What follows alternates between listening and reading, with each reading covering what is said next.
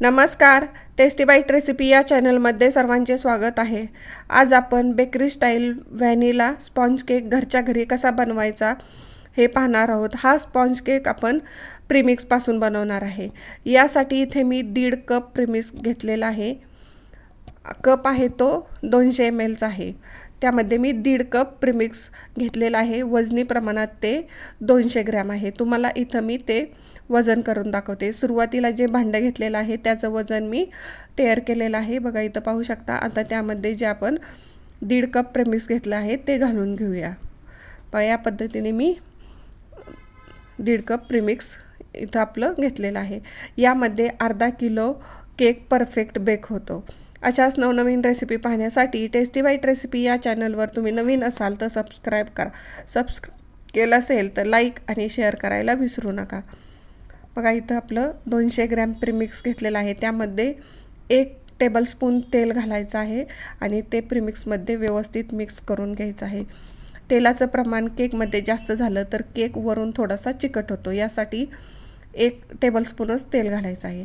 आता पाणी आपण इथं 1 कप घेतलेलं आहे, त्यातलं आपण लागल तसं पाणी घालायचं आहे। बघा इथं मी सुरुवातीला थोडंसं पाणी घालून घेतल्यानंतर ते व्यवस्थित असं मिक्स करून घेणार आहे। प्रत्येक कंपनीच्या प्रीमिक्सनुसार पाणी थोडंसं कमी जास्त लागू शकतं। यासाठी परफेक्ट प्रमाण इथं मी पाण्याचं न सांगता अगदी लागल तसं पाणी घाला असं मी सांगितलेलं आहे।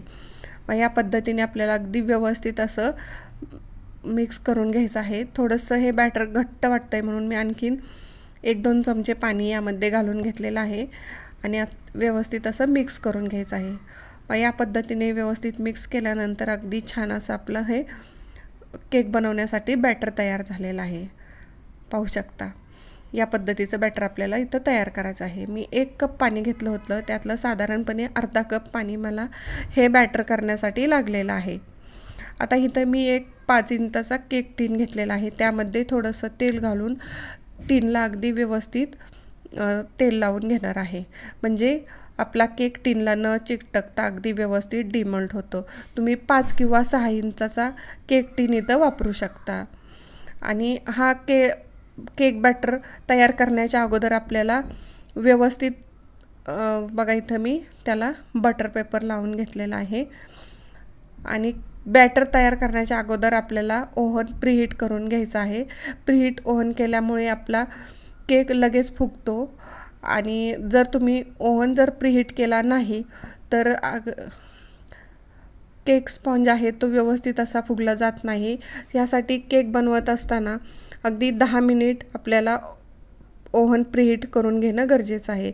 या पद्धतीनं बॅटर मी टीनमध्ये घालून घेतल्यानंतर व्यवस्थित असं ते पसरून घ्यायचं आहे आणि 2-3 वेळा आपल्याला छान असं टॅप करून घ्यायचं आहे। आता ओव्हन मी प्रीहीट करायला ठेवलेला आहे आणि त्यामध्ये आपण हा केक टीन ठेवून घेणार आहे। 170 ला आपण हा केक बेक करून घेणार आहे। केक बेक करताना मी फक्त खालचा नॉब चालू ठेवलेला आहे आणि 170 मध्ये 30 मिनिटांसाठी हा केक आपण व्यवस्थित असा बेक करून घेणार आहे। तुम्ही पाहू शकता अगदी सुंदर असा आपला इथं केक बेक झालेला आहे।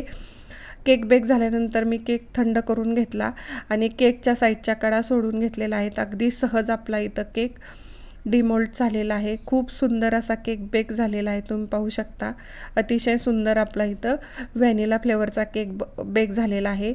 या केक बेसपासून तुम्ही अगदी बऱ्याच फ्लेवरचे केक बनवू शकता। यामध्ये इसेन्स आणि कलर वापरून तुम्ही स्ट्रॉबेरी, मँगो, पायनॅपल अशा अनेक फ्लेवरचे केक बनवू शकता।